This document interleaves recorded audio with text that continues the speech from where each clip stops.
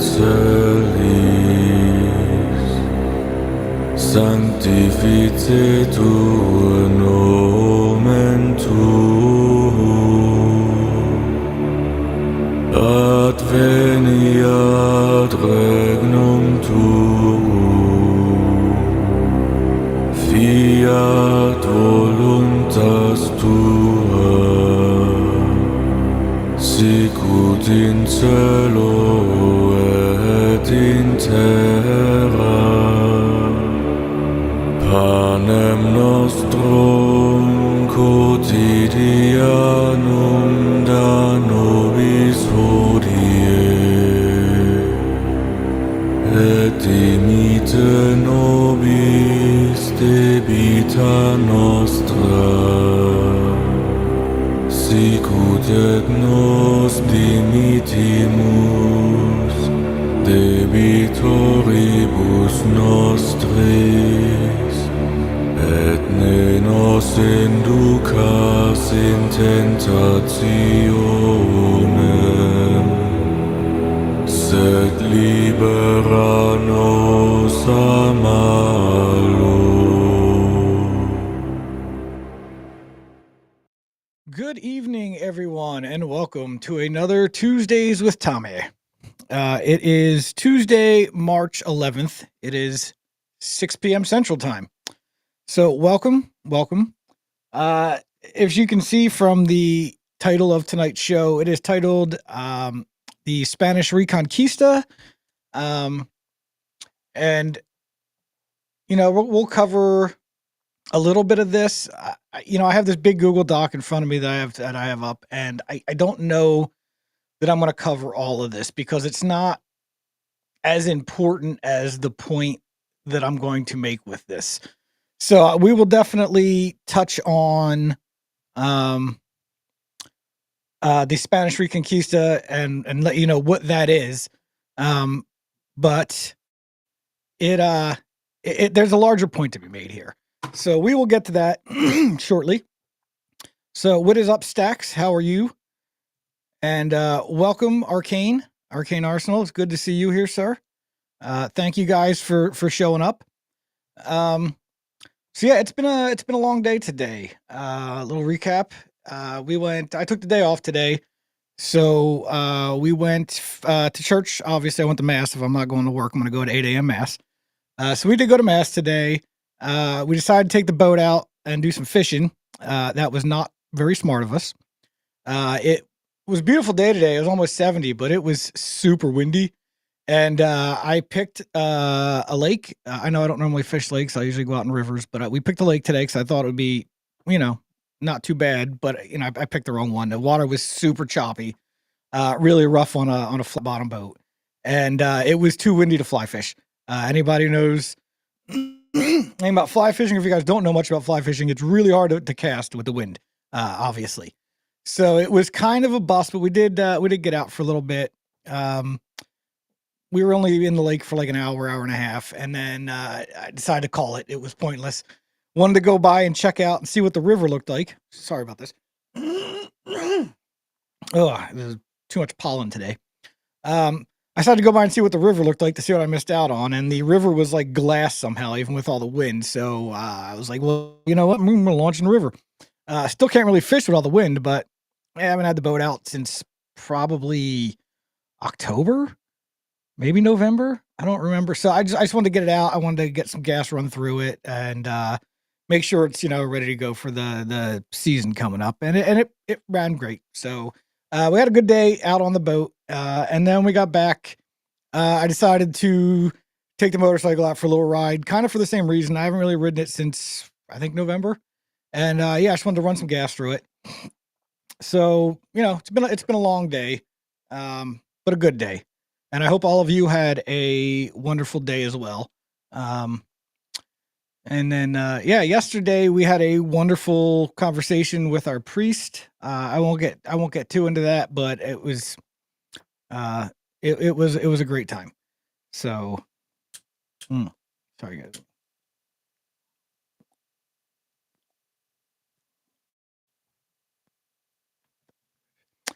So that's kind of how my week has been going so far. Again, hope you guys are all having a good week. And yeah, not much I can say about this. Hoping you guys are all having a good week. You know, I really should prepare for these shows a little more. I don't know. This is still very weird to me. Not having Emily next to me to chime in and fill in and have her opinions and things she wants to talk about. So, so we're just kind of winging it here. But yeah, so the Spanish Reconquista, what is it? Just to give you a little overview, it's basically from around 700, I think it was 711. Yeah, 711. I can see in my notes there. So from the year 711 all the way to 1492, the Muslims controlled the Iberian Peninsula, which is Spain. So yeah, Christendom fought off the Mohammedans for almost 800 years, or for almost 800 years, or a little over. So it's not like a battle like Malta or Lepanto that I talked about before, where you have these decisive battles and these leaders and stuff like that. This is over centuries and centuries that this was going on. So I guess I'll just kind of get into this document a little bit, and so I'm gonna be reading off of this a lot. If you guys notice, I apologize, but so tonight we're going to talk about a good chapter in the Catholic faith, the Spanish Reconquista, and it was a divine crusade that spanned from the 8th century to 1492, and it was a sacred battle. It was not like the war in Iraq who were fighting terror. This was a defense of Christendom. This was defending Christians against the Muslims who were trying to wipe Christianity off the face of the earth.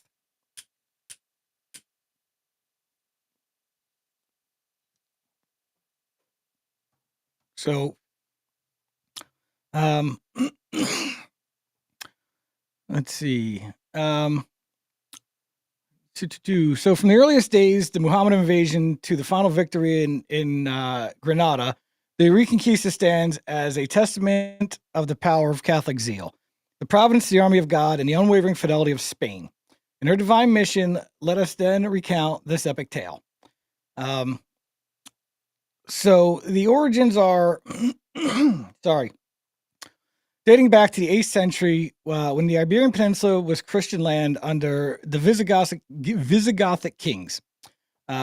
United under the true faith, they're not without its trials, yet in the year 711, a grave calamity came. The Mohammedan hordes from North Africa invaded with alarming swiftness, overthrowing the Visigothic realm, establishing dominion called the Al-Andalus. It's Muslim names. Everything's Al. The Al-Andalus. Over nearly the whole peninsula. This was a bitter wound to Christendom. Land sacrificed by centuries of land sanctified by centuries of Catholic worship now lay under the crescent moon. So its churches were desecrated, the faithful were oppressed, and even in the dark hour, God did not abandon his people. So in the rugged mountains of in the north, a valiant noble, Pelagius, rose and defended the faith from like 718, 722. He gathered small bands of fruitful men, trusting in divine aid, met the invaders at the Battle of Covadonga. Against all odds, they emerged victorious. So this was the first small win that they got. Was 1718 to 1722, and it would be short-lived. But they did come out victorious. And this was no skirmish, but it was definitely a call. A sign from heaven that the restoration of Christian Spain. So from that day, the tiny kingdom of Asturias became the seedbed of the Reconquista and the holy endeavors. That cast out the infidel and raised new banner for the cross, while the Muhammadans and the Al-Andalus built their places and libraries, flourishing in their worldly ways. The Christians of the north clung to their sacred patrimony. Their priests offered the holy sacrifice of the Mass in hidden valleys. Their monasteries preserved the sacred scriptures, and their hearts burned in the hope of liberation.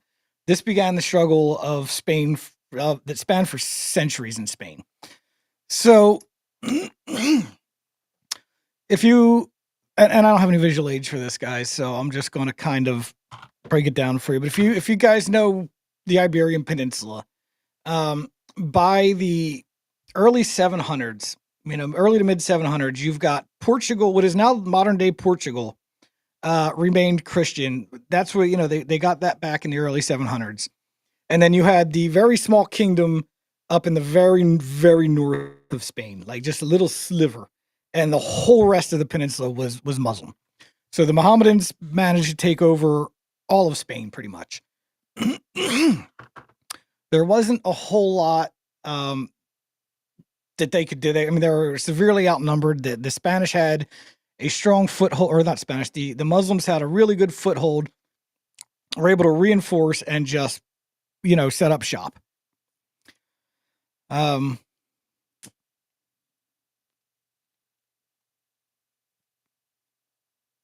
I wasn't sure if I was going to talk about this part or not, just because I'm getting really tired of hearing about this stuff.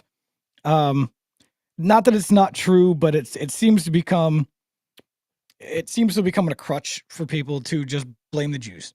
You know what I mean? Not that they're not the in some ways, but I'm getting really tired of blaming the Jews for everybody's problems. But during this time period, there was a lot of Jews in Spain that were pretending to be Catholic, and they were feeding information to the Mohammedans. They were helping the Mohammedans to continue to take lands and continue to win battles by sliding them insider information. So that's a big part of this. It really doesn't get discussed often enough. Yeah. I love that, Arcane. Yes. However, I am tired of this, but however, thank you for calling me out on that. So yeah, the Jews did definitely help the Muslims take this land and hold this land through, not so scrupulous means. So, okay, so from the lowliest peasants to the highest kings, they understood that their task was a sacred duty, because it was. We were trying to restore a big chunk of Christendom. The church, as the guardian of souls, stood at the forefront of the crusade. Bishops and abbots exhorted the faithful to take up arms, reminding them that to fight for the cross was to fight for salvation of their own souls and those of their brethren. So the great Saint James Santiago became their heavenly patron. His intercession saw in every battle. Traditions tell us that the Battle of Clavijo in 844, Santiago himself appeared as Matamoros, the slayer of Moors, leading the Christian host to victory. Such wonders confirmed what they knew in their hearts, that their cause was just and their mission was divine. Popes, too, lent their apostolic authority, granting indulgences to those who fought or supported the Reconquista. I'm gonna pause there and just remind everybody that indulgences, I know people who aren't Catholic don't quite understand what indulgences are and how can a pope grant indulgences. What indulgences are is it's essentially time off in purgatory. It helps you cleanse your soul. It helps you become more holy and just, therefore spending less time in purgatory because you have less to be cleansed from.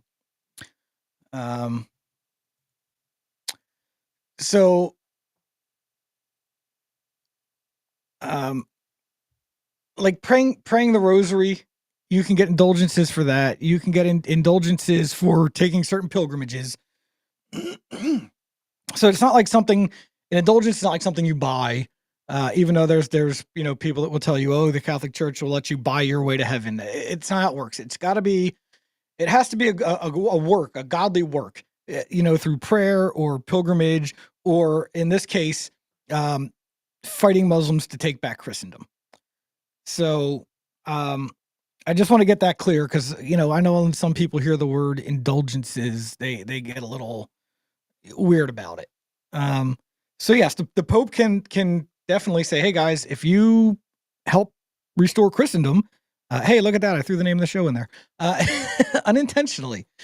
If you help to restore Christendom, you will be rewarded in heaven.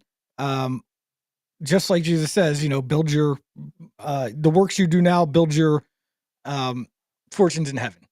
So indulgences are in fact legit, and it is a way to help purify your soul here on earth and spend less time in purgatory, essentially. And if I'm wording this wrong, because everybody knows I'm not, an advanced Catholic here. I'm very, very young at this Catholic faith. So if somebody out there knows that I'm wording this a little wrong or I'm a little off on it, the general idea is still correct. I may not be verbalizing it correctly. Which honestly, sidebar, is one of the reasons why I decided to do this show by myself like this, is because I am not the best with words. I misspeak a lot. I know people probably know this. I used the wrong word here or there, or I mix things up sometimes. My forte is numbers and problem solving. It is not public speaking, or even small talk, to be honest with you. So if I misspeak, I apologize. But my point is still accurate. So anyway, back to the story. As they did for so basically, yes, the Pope offered indulgences as he did for the Crusades to the Holy Land. If everybody remembers the Crusades, we will definitely cover the Crusades on this show. 1, 2, and 3. That'll be coming up in the future. Maybe next week, maybe not. I don't know. So, but for the Spaniards of those days, the Reconquista was pilgrimage of the sword, a path to sanctity through the defense of Christ's dominion. Let us honor their fervor, for it was for it was through their sacrifices that Spain was reborn as a Catholic kingdom, a fortress for the faith against the errors of the world. And yes, if you guys know history, you know that from the late 1400s, when they finally expelled the Muslims from Spain, it has been a Catholic country. Spain is heavily Catholic, or at least was, and we will get to that. That is kind of my point I'll be making at the end, and why I'm even covering this. Not that it's not great history. People should definitely know about a lot of this, because it will shed a lot of light on things we are dealing with today.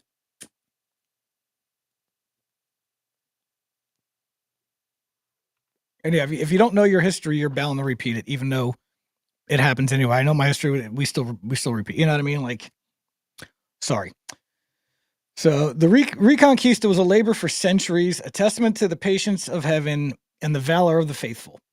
Let us trace the glorious phases of each milestone in the restoration of Catholic Spain. So yeah, there's, like I said, this goes from the early 700s, 711, 710, 711, all the way to 1492. So this is centuries and centuries and centuries. So the early days, in those first centuries, the Christian kingdoms were but sparks amidst the Mohammedan sea. Asturias, guided by the successors of Pelayo, grew into the kingdom of Leon. And if my memory serves me, Leon was the northern kingdom, but I might be wrong. It might be the... my mind's going blank, guys. Either way, again, you have the northern kingdom and you have what is modern day Portugal. Leon was one of them. And while Navarre and Aragon emerged as bastions of the faith in the north. Okay, so Aragon was the north, and Leon was modern day Portugal. So there we go. I got to type. Thank God I typed that out. And this is when I say I'm not great at this kind of stuff. So if I misspeak, I apologize. But yeah, so progress was slow for the Caliphate of Cordoba, which was the Muhammadans. That's a caliphate, obviously. So that's the Muhammadans. They held sway with worldly splendor, yet the church sustained the fight. Monasteries like Saint Milan, de la Cagola, sorry, I'm not great at my Spanish pronunciation, guys, preserved the sacred rites, and priests offered the mass in secret, fortifying the faithful. These early years were a seed time of grace, preparing the way for greater victories. So, the beginning of the triumph, where the table started to turn and things started to shift a little bit, comes in the 11th to the 13th centuries. By the 11th century, God's providence turned the tide. In 1031, the Caliphate of Cordoba fell, fractured into petty Taifa kingdoms that lacked unity. I'm not sure. Taifa. Yeah, that lacked unity. The Christian kings seized their chance. And in 1085, Alfonso VI of Leon Castile captured Toledo, the ancient seat of the Visigothic Church. What joy filled Christendom! The cathedral was reconstructed, the mass resounded it once more, and Toledo became a shining symbol of Catholic restoration. And then in 1212 came the Battle of Las Navas de Tolosa, where a grand alliance of Castile, Aragon, and Navarre, blessed by Pope Innocent III, with indulgences shared the Almohad Caliphate. With indulgences, shattered the Almohad Caliphate. Hymns of thanksgiving echoed across Europe. The victory opened the South to Christian reconquest, a clear sign of divine favor. So the 11th, 13th centuries, we really started to drive them back and split the Muslim hordes into smaller fragmented sections. So they were no longer a large united front. It was now smaller skirmishes amongst smaller groups. This lighter sucks. Where's my Zippo? Sorry, guys. It's hard to smoke a pipe and talk, but I want to do it anyway.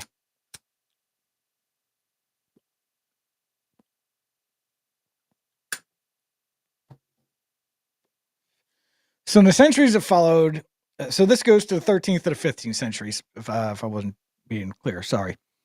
The centuries that followed, the cross advanced steadily. Aragon reclaimed Valencia in 1238. Castile took Cordoba in 1236 and Seville in 1248. Each city welcomed back into the fold of the church with the ringing bells and the chanting of Te Deum. Cathedrals rose where mosques once stood, and parishes multiplied as settlers brought the faith to the south. Only the Emirate of Granada endured as Muhammadan remnant, a final challenge awaiting God's appointed hour. And then the final victory at Granada, which was the last Muhammadan stronghold at that point. So that came in 1492. The hour came the Catholic monarchs, Ferdinand II and Aragon and Isabella I of Castile, whose union forged Spain united in faith and purpose. With fervent prayers and disciplined arms, they laid siege to Granada, the last bastion of the infidel. Yeah, it's kind of funny when we get to say the word infidels.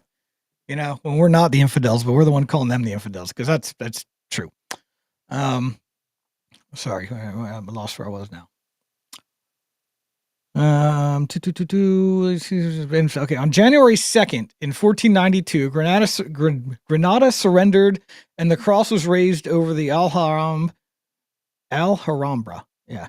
The faithful wept with joy. The mass was offered in thanksgiving. After nearly 800 years, the Reconquista was complete and Spain stood as one, a Catholic kingdom dedicated to the glory of God. So, and I think that's where I'm going to kind of stop here. Because the rest of this is just so where are we going with this is, so for 800 years, the Spanish, and more than just the Spanish, I mean, you've got the papal states, you've got the whole of Christendom at the time, is really kind of lending a hand in this. And the really sad part is here we are in the year of our Lord 2025, and Europe is handing itself over to the Mohammedans. So for 800 years, the Spanish fought to expel them from the country, um, and fought hard. And I mean, again, 800 years of war, 800 years. Their ancestors fought to restore the Catholic faith to this land. And here we are centuries later, and we are just giving it back to them. We are just giving it back, not only giving it back to them, but we are telling Christians that you shouldn't be Christian anymore. We are telling Catholics that you should stop practicing your faith, and be accepting of these people. Let them practice their faith, but we shouldn't do it ourselves.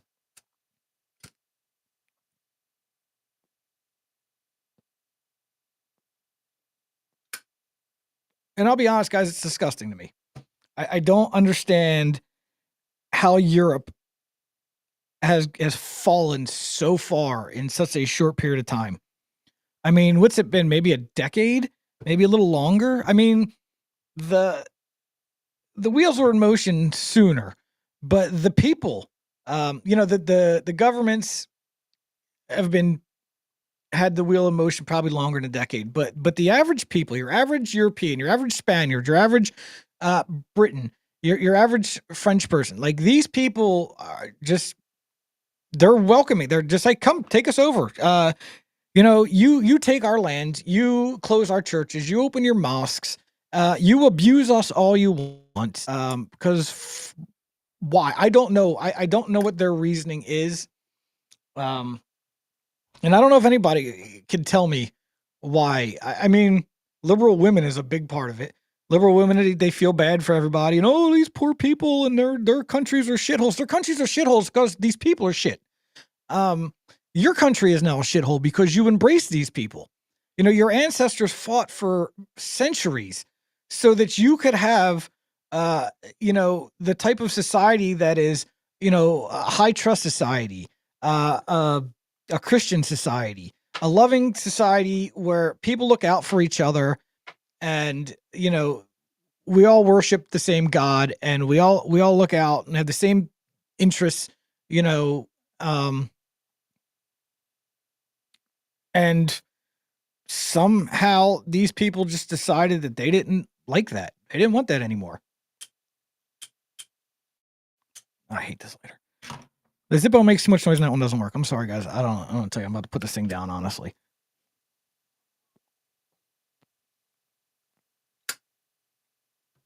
So yeah, these people have basically just betrayed their faith and their nation, and their ancestors.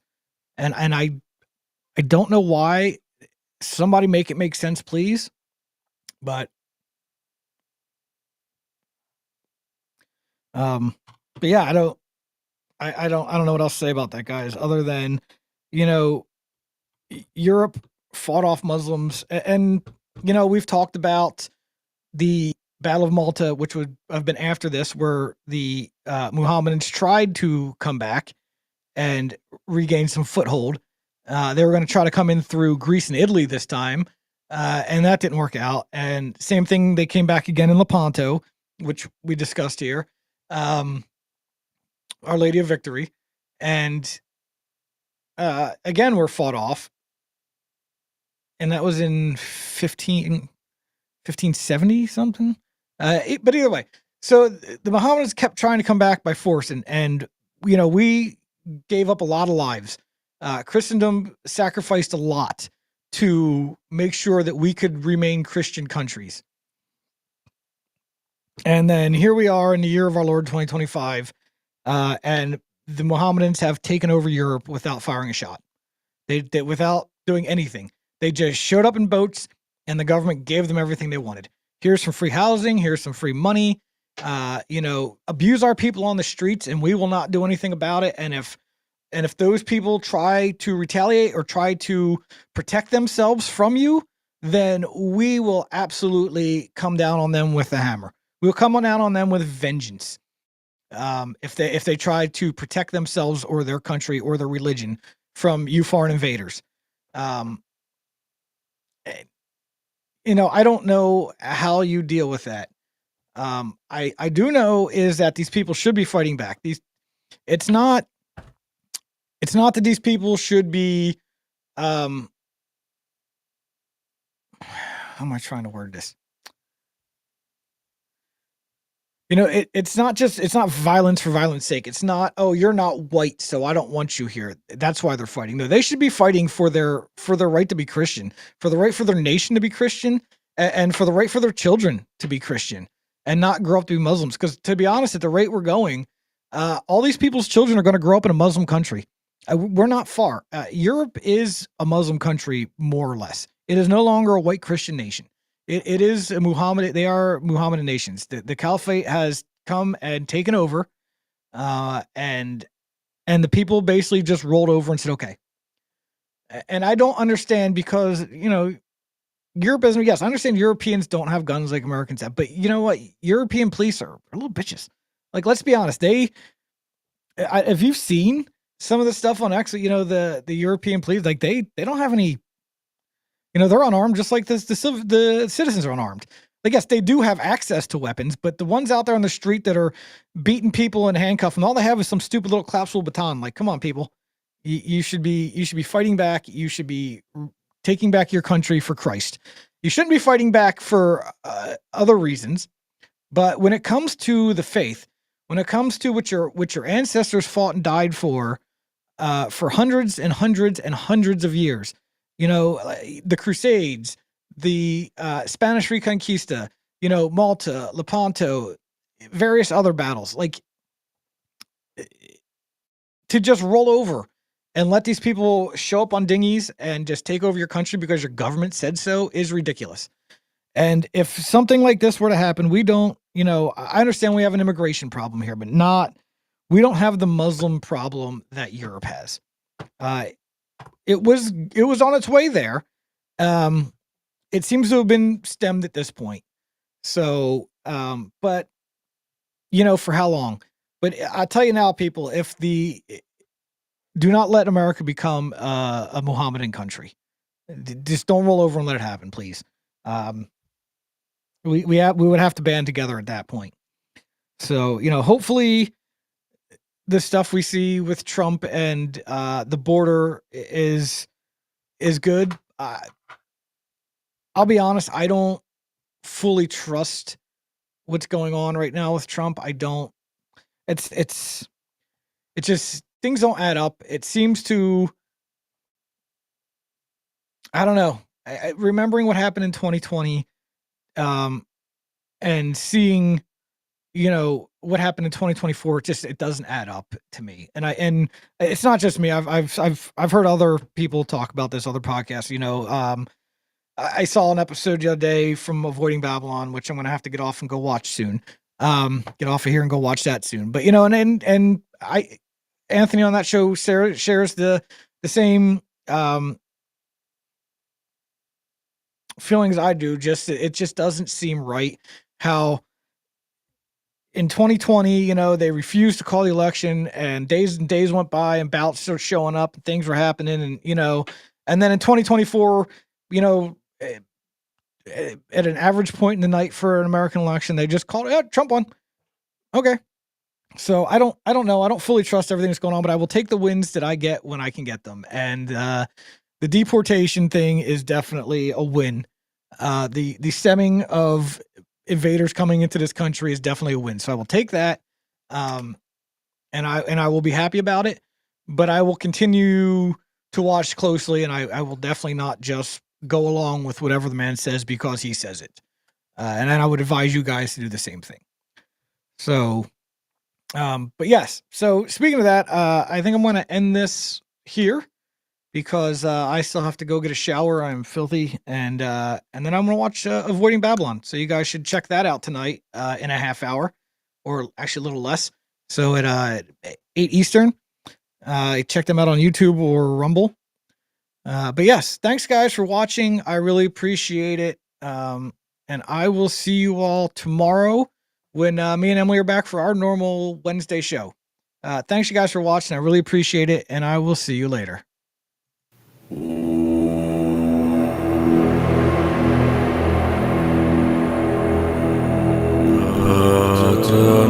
noster, qui es in celis,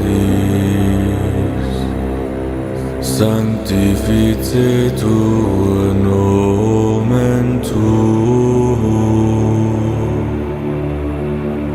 adveniat regnum tuum, fiat voluntas tua, sicut in cielo et in terra. Panem nostrum quotidianum da nobis hodie,